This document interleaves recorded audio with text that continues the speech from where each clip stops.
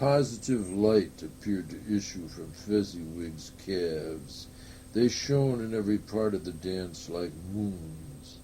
You couldn't have predicted at any given time what would become of them next.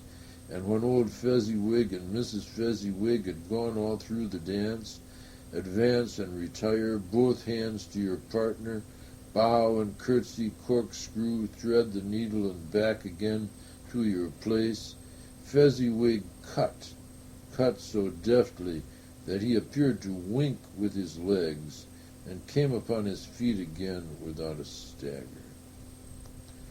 When the clock struck 11, this domestic ball broke up.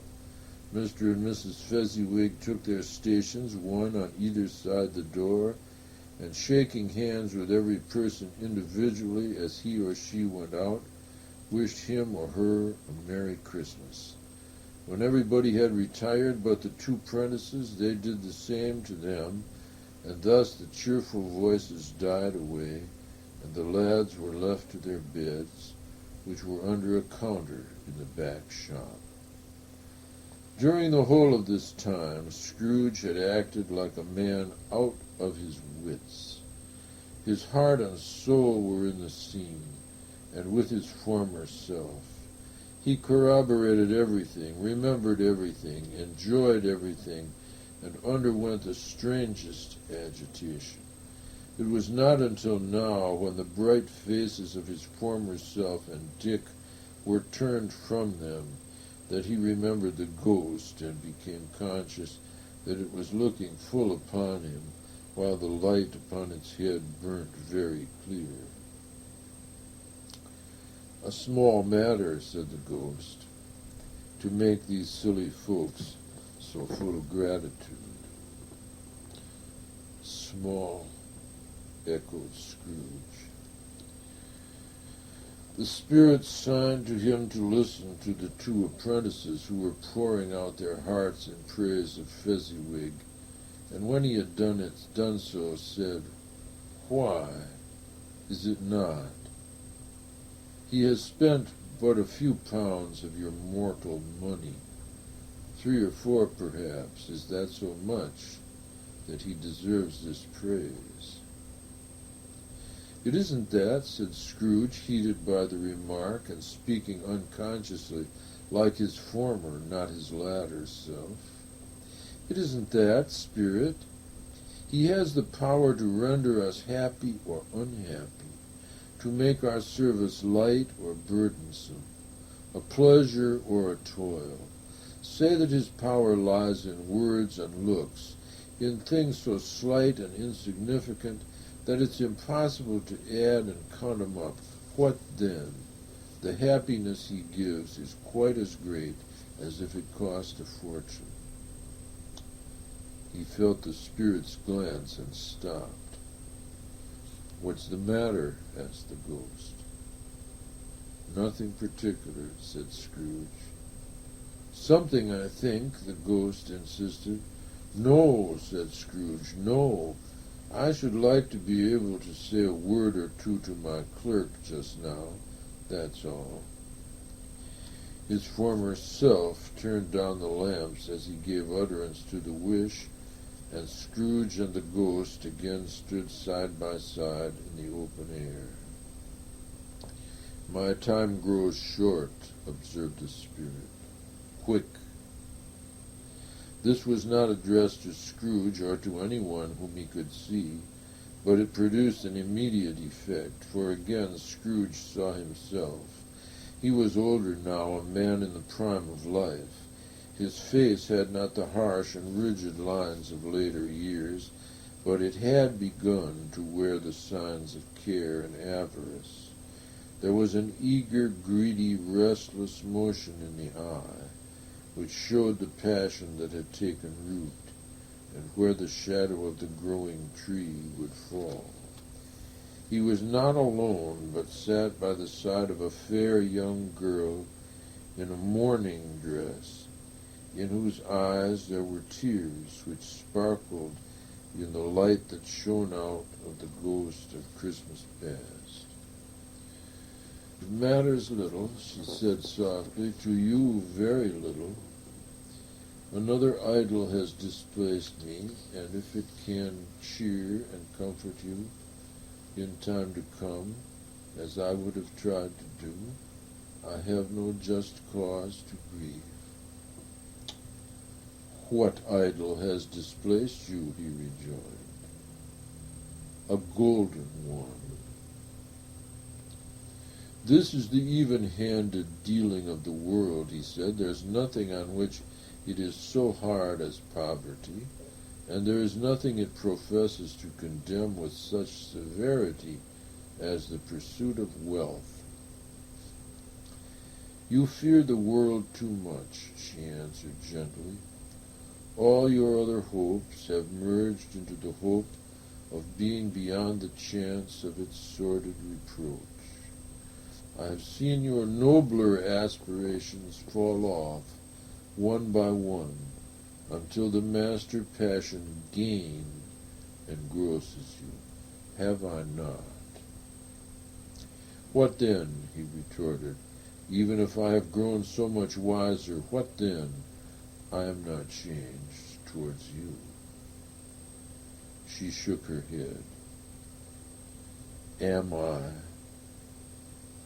Our contract is an old one. It was made when we were both poor and content to be so, until in good season we could improve our worldly fortune by our patient industry. You are changed. When it was made, you were another man.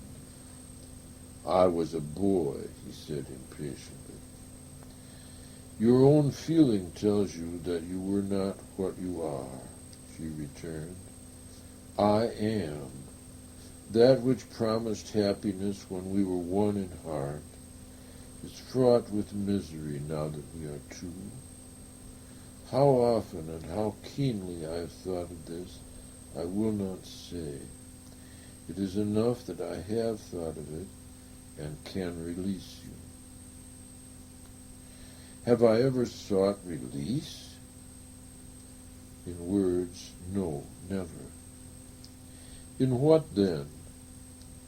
In a changed nature, in an altered spirit, in another atmosphere of life, another hope as its great end, in everything that made my love of any worth or value in your sight.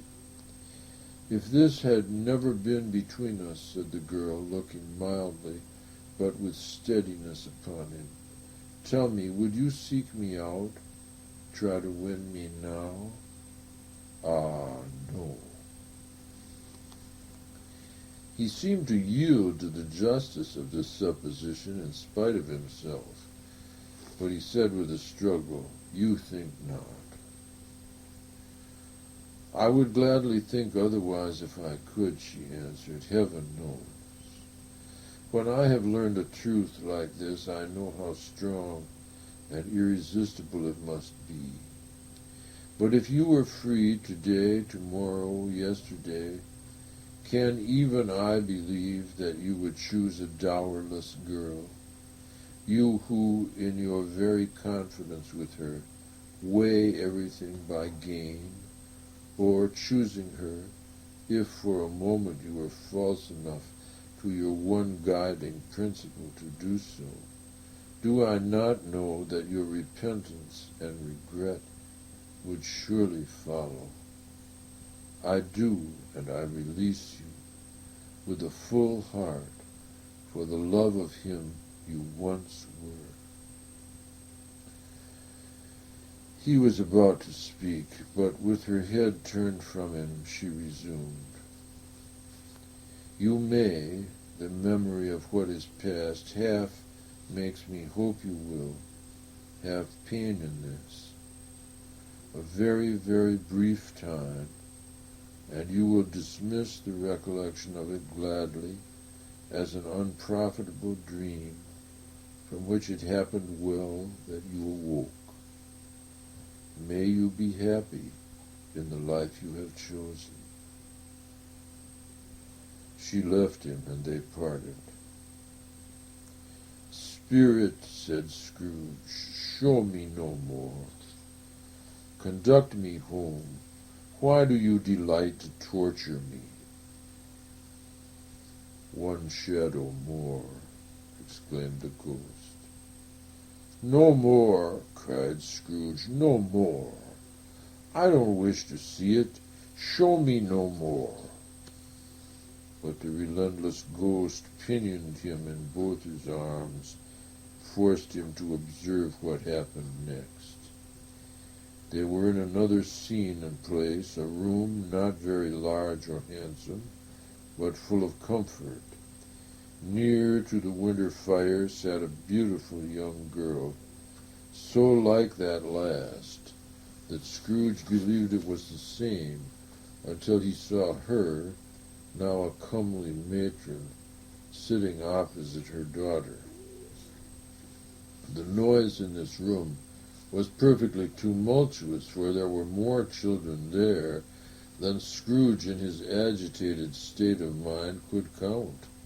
And unlike the celebrated herd in the poem, they were not 40 children conducting themselves like one, but every child was conducting itself like 40.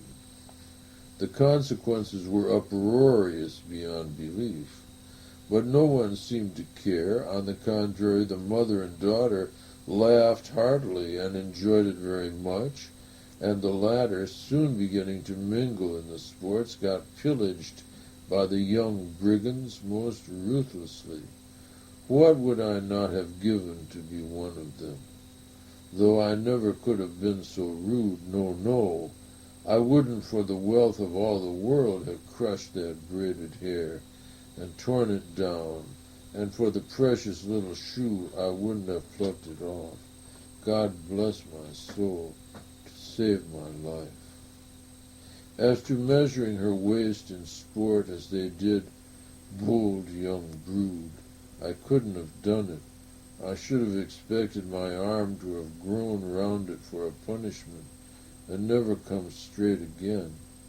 And yet I should have dearly liked, I own, to have touched her lips, to have questioned her, that she might have opened them, to have looked upon the lashes of her downcast eyes, and never raised a blush, to have let loose waves of hair, an inch of which would be a keepsake beyond price. In short, I should have liked, I do confess, to have had the lightest license of a child, and yet to have been man enough to know its value.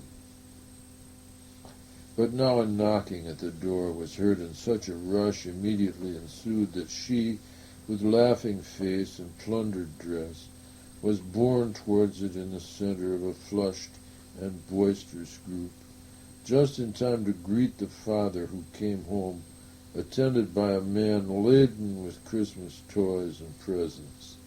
Then the shouting and the struggling and the onslaught that was made on the defenseless porter, the scaling him with chairs for ladders to dive into his pockets, to spoil him of brown paper parcels, hold on tight by his cravat, hug him round the neck, pummel his back, and kick his legs in irrepressible affection. The shouts of wonder and delight with which the development of every package was received, the terrible announcement that the baby had been taken in the act of putting a doll's frying pan into his mouth, and was more than suspected of having swallowed a fictitious turkey glued on a wooden platter. The immense relief in finding this a false alarm, the joy and gratitude and ecstasy, they are all indescribable alike. It is enough that by degrees the children and their emotions got out of the parlor, and by one stair at a time, up to the top of the house, where they went to bed, and so subsided.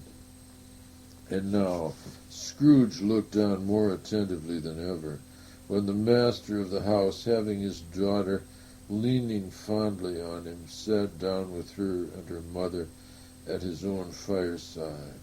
And when he thought that such another creature, quite as graceful and as full of promise, might have called him father, and been a springtime, in the haggard winter of his life, his sight grew very dim indeed. "Bill," said the husband, turning to his wife with a smile, "I saw an old friend of yours this afternoon." "Who was it?" "Guess." "How can I? Tut, I don't know," she added in the same breath, laughing as he laughed. "Mr. Scrooge." Mr. Scrooge it was. I passed his office window, and as it was not shut up, and he had a candle inside, I could scarcely help seeing him. His partner lies upon the point of death, I hear, and there he sat alone, quite alone in the world, I do believe.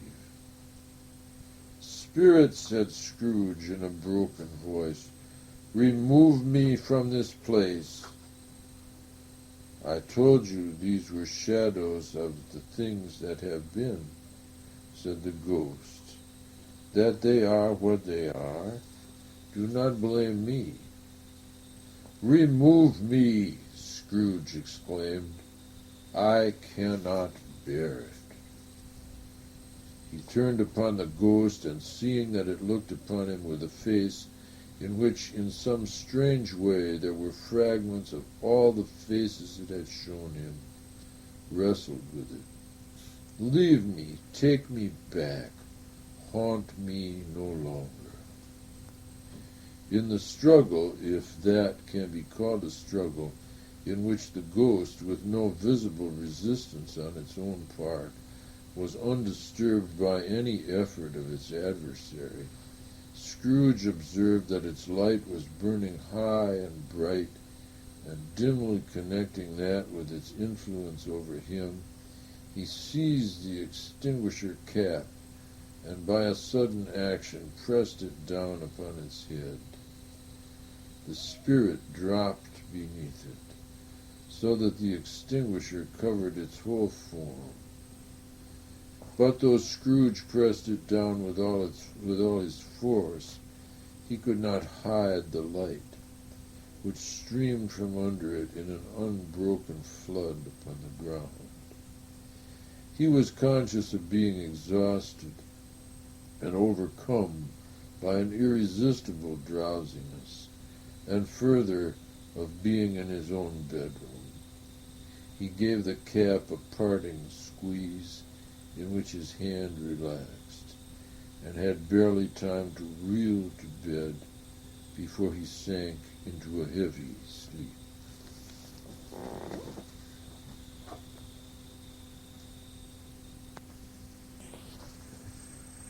Stave 3, the second of the three spirits.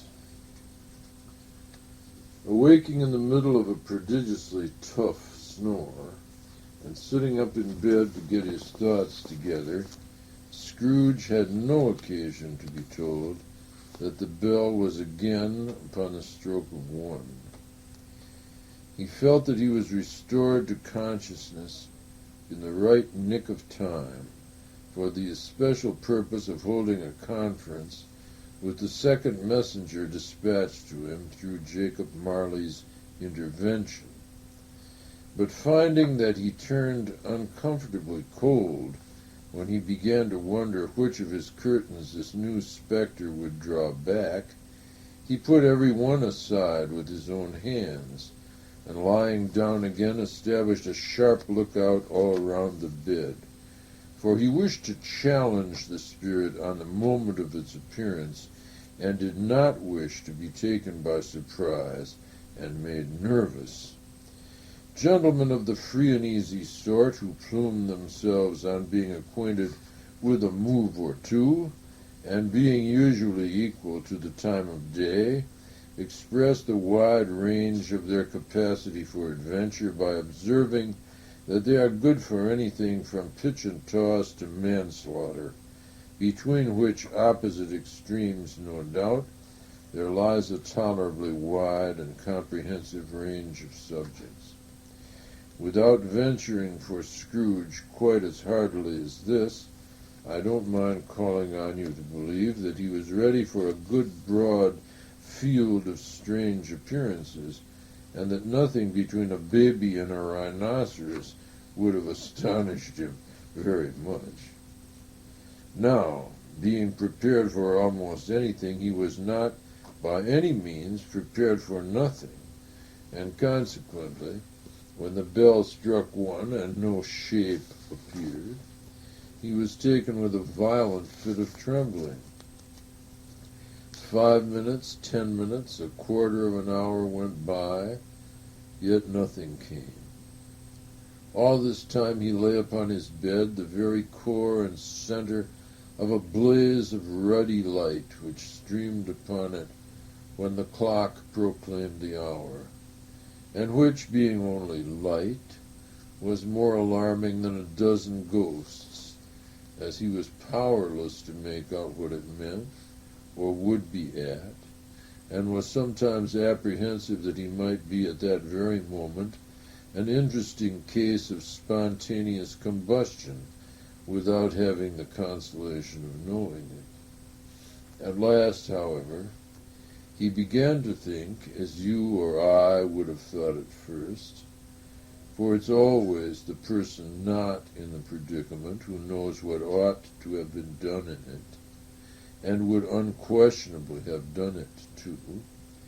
At last, I say, he began to think that the source and secret of this ghostly light might be in the adjoining room, from whence, on further tracing it, it seemed to shine. This idea taking full possession of his mind, he got up softly and shuffled in his slippers to the door. The moment Scrooge's hand was on the lock, a strange voice called him by his name and bade him enter. He obeyed. It was his own room, there was no doubt about that, but it had undergone a surprising transformation. The walls and ceiling were so hung with living green that it looked a perfect grove, from every part of which bright gleaming berries glistened. The crisp leaves of holly, mistletoe, and ivy reflected back the light as if so many little mirrors had been scattered there, and such a mighty blaze went roaring up the chimney as that dull petrifaction of a hearth had never known in Scrooge's time, or Marley's, or for many and many a winter season gone. Heaped up on the floor to form a kind of throne were turkeys, geese, game, poultry, brawn, great joints of meat, sucking pigs, long wreaths of sausages, mince pies, plum puddings, barrels of oysters, red-hot chestnuts, cherry-cheeked apples, juicy oranges, luscious pears, immense twelfth cakes, and seething bowls of punch that made the chamber dim with their delicious steam. In easy state upon this couch there sat a jolly giant, glorious to see, who bore a glowing torch in shape not unlike Plenty's horn, and held it up high up to shed its light on Scrooge as he came peeping round the door. "Come in," exclaimed the ghost. "Come in, and know me better, man." Scrooge entered timidly and hung his head before the spirit. He was not the dogged Scrooge he had been, and though the spirit's eyes were clear and kind, he did not like to meet them. "I am the ghost of Christmas presents," said the spirit. "Look upon me." Scrooge reverently did so.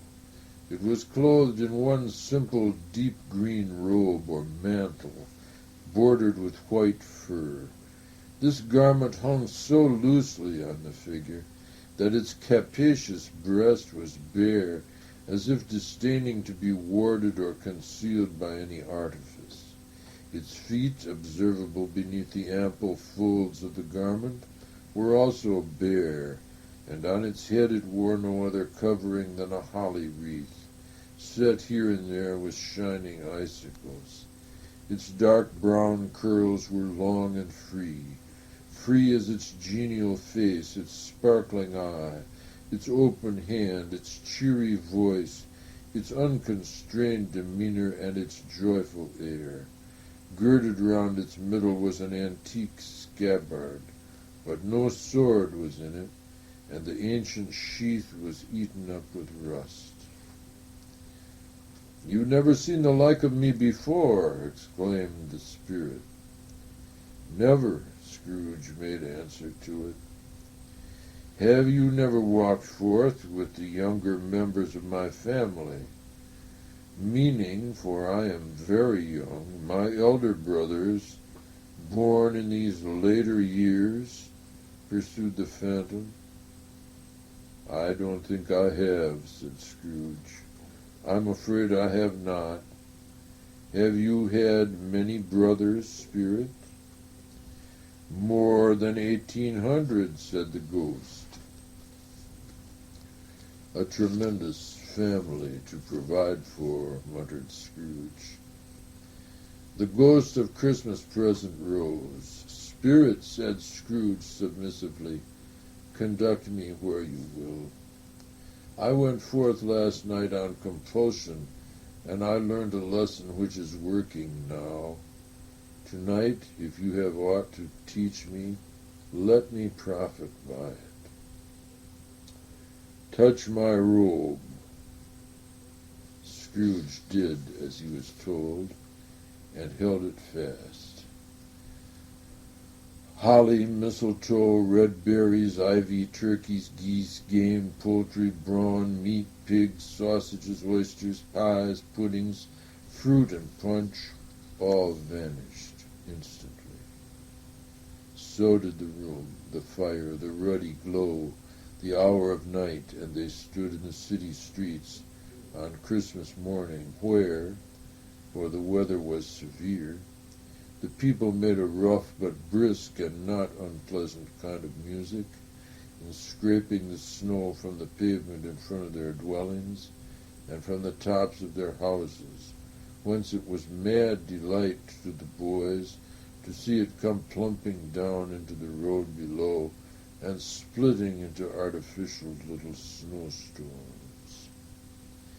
The house fronts looked black enough, and the windows blacker, contrasting with the smooth white sheet of snow upon the roofs, and with the dirtier snow upon the ground, which last deposit had been plowed up in deep furrows by the heavy wheels of carts and wagons, furrows that crossed and recrossed each other hundreds of times where the great streets branched off, and made intricate channels hard to trace in the thick yellow mud and icy water. The sky was gloomy, and the shortest streets were choked up with a dingy mist, half thawed, half frozen, whose heavier particles descended in a shower of sooty atoms, as if all the chimneys in Great Britain had, by one consent, caught fire and were blazing away to their dear hearts' content. There was nothing very cheerful in the climate or the town, and yet there was an air of cheerfulness abroad that the clearest summer air and brightest summer sun might have endeavored to diffuse in vain.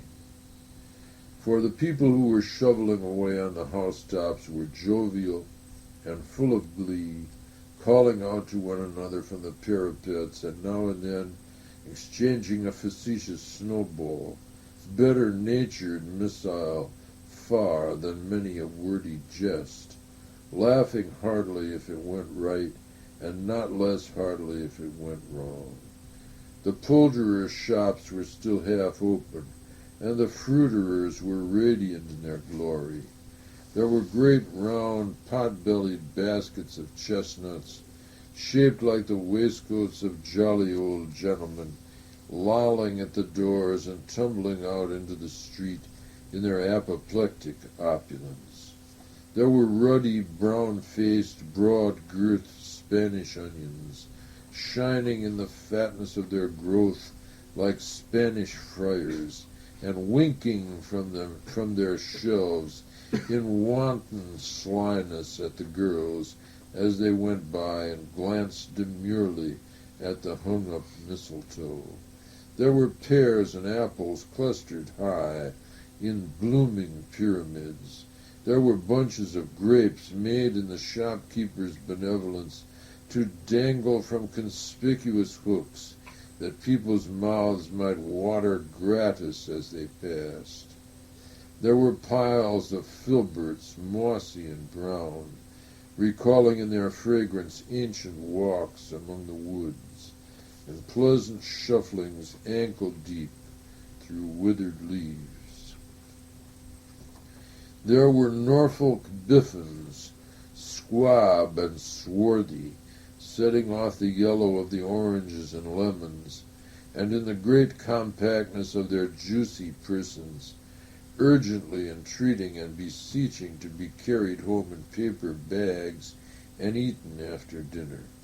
The very gold and silver fish set forth among these choice fruits in a bowl, though members of a dull and stagnant-blooded race, appeared to know that there was something going on, and to a fish went gasping round and round their little world in slow and passionless excitement. The grocers, oh, the grocers, nearly closed with perhaps 2 shutters down or 1. But through these gaps, such glimpses, it was not alone that the scales descending on the counter made a merry sound, or that the twine and roller parted company so briskly, or that the canisters were rattled up and down like juggling tricks, or even that the blended scents of tea and coffee were so grateful to the nose, or even that the raisins were so plentiful and rare, the almonds so extremely white, the sticks of cinnamon so long and straight, the other spices so delicious, the candied fruits so caked and spotted with molten sugar as to make the coldest lookers-on feel faint and subsequently bilious. Nor was it that the figs were moist and pulpy, or that the French plums blushed in modest tartness from their highly decorated boxes, or that everything was so good to eat and in its Christmas dress, but the customers were also hurried and so eager in the hopeful promise of the day that they tumbled up against each other at the door, crashing their wicker baskets wildly, and left their purchases upon the counter, and came running back to fetch them, and committed hundreds of like mistakes in the best humor possible. While the grocer and his people were so frank and fresh that the polished hearts with which they fastened their aprons behind might have been their own, worn outside for general inspection and for Christmas daws to peck at if they chose. But soon the steeples called good people all to church and chapel, and away they came, flocking through the streets in their best clothes and with their gayest faces, and at the same time there emerged from scores of by-streets, lanes, and nameless turnings innumerable people carrying their dinners to the bakers' shops.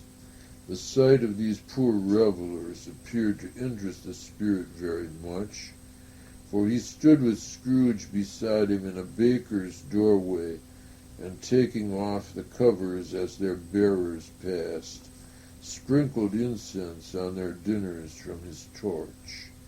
And it was a very uncommon kind of torch, for once or twice, when there were angry words between some dinner carriers who had jostled each other, he shed a few drops of water on them from it, and their good humor was restored directly, for they said it was a shame to quarrel upon Christmas Day, and so it was, God love it, so it was. In time the bells ceased, and the bakers were shut up, and yet there was a genial shadowing forth of all these dinners, and the progress of their cooking in the thawed blotch of wet above each baker's oven, where the pavement smoked as if its stones were cooking too. "Is there a peculiar flavor in what you sprinkle from your torch?" asked Scrooge. "There is, my own." "Would it apply to any kind of dinner on this day?" asked Scrooge. "To any kindly given, to a poor one most." "Why to a poor one most?" asked Scrooge. "Because it needs it most." "Spirit," said Scrooge after a moment's thought, "I wonder you, of all the beings in the many worlds about us, should desire to cramp these people's opportunities of innocent enjoyment." "Aye," cried the Spirit, "you would deprive them of their means of dining every seventh day, often the only day on which they can be said to dine at all," said Scrooge. "Wouldn't you?" "Aye," cried the Spirit. "You seek to close these places on the seventh day," said Scrooge, "and it comes to the same thing." "I seek!" exclaimed the Spirit. "Forgive me if I am wrong. It has been done in your name, or at least in that of your family," said Scrooge. "There are some upon this earth of yours," returned the Spirit, "who lay claim to know us, and who do their deeds of passion, pride, ill will, hatred, envy, bigotry, and selfishness in our name, who are as strange to us and all our kith and kin as if they had never lived. Remember that, and charge their doings on themselves, not us." Scrooge promised that he would, and they went on, invisible, as they had been before, into the suburbs of the town. It was a remarkable quality of the ghost which Scrooge had observed at the baker's, that, notwithstanding his gigantic size, he could accommodate himself to any place with ease, and that he stood beneath a low roof quite as gracefully, and like a supernatural creature as it was possible he could have done in any lofty hall. And perhaps it was the pleasure the good Spirit had in showing off this power of his, or else it was his own kind, generous, hearty nature, and his sympathy with all poor men, that led him straight to Scrooge's clerks, for there he went, and took Scrooge with him, holding to his robe, and on the threshold of the door the Spirit smiled, and stopped to bless Bob Cratchit's dwelling with the sprinklings of his torch. Think of that. Bob had but 15 bob a week himself. He pocketed on Saturdays but 15 copies of his Christian name, and yet the ghost of Christmas present blessed his 4-room house.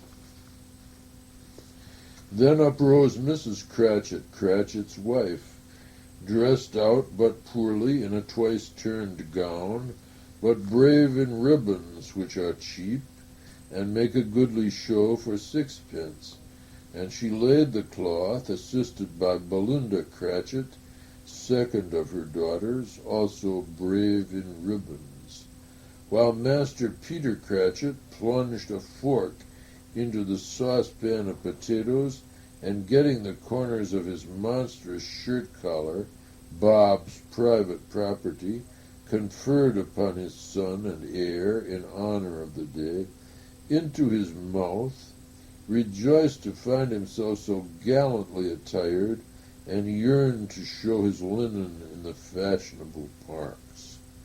And now two smaller Cratchits, boy and girl, came tearing in, screaming that outside the baker's they had smelt the goose, and known it for their own, and basking in luxurious thoughts of sage and onion, these young Cratchits danced about the table, and exalted Master Peter Cratchit to the skies, while he, not proud, although his collars nearly choked him, blew the fire until the slow potatoes, bubbling up, knocked loudly at the saucepan lid to be let out and peeled. "What has ever got your precious father, then," said Mrs. Cratchit, "and your brother Tiny Tim, and Martha warn't as late last Christmas Day by half an hour?" "Here's Martha, mother," said a girl, appearing as she spoke. "Here's Martha, mother," cried the two young Cratchits. "Hurrah, there's such a goose, Martha." "Why, bless your heart alive, my dear, how late you are," said Mrs. Cratchit, kissing her a dozen times, and taking off her shawl and bonnet for her with officious zeal.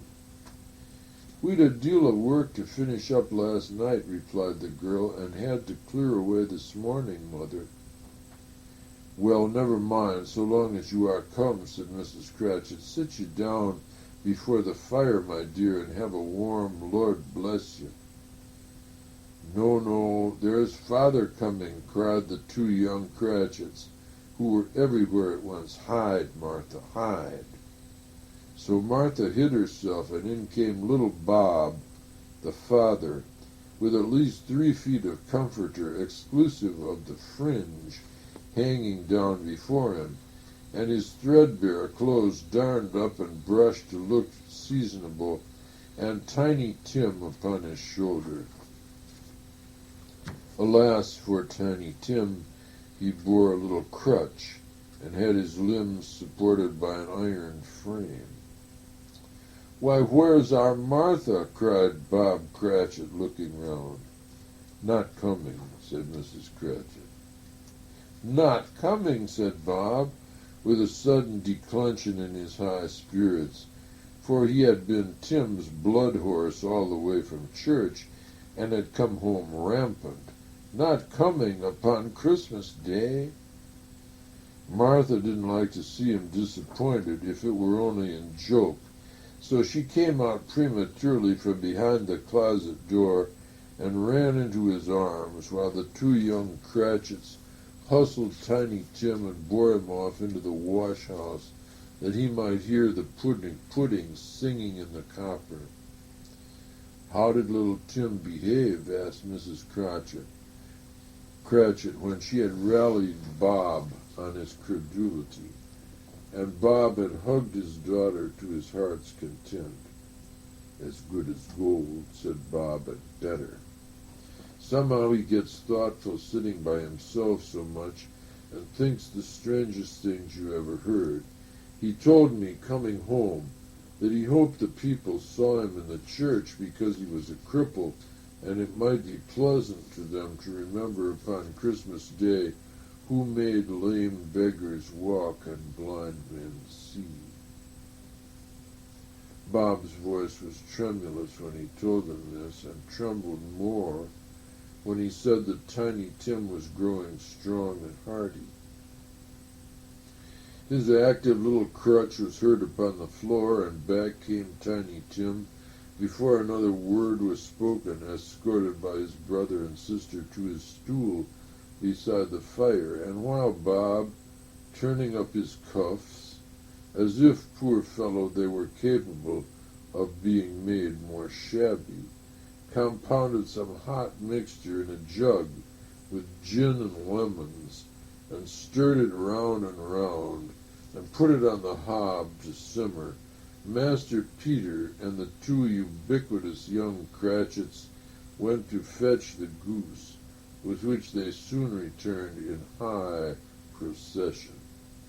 Such a bustle ensued that you might have thought a goose the rarest of all birds, a feathered phenomenon, to which a black swan was a matter of course, and in truth it was something very like in that house.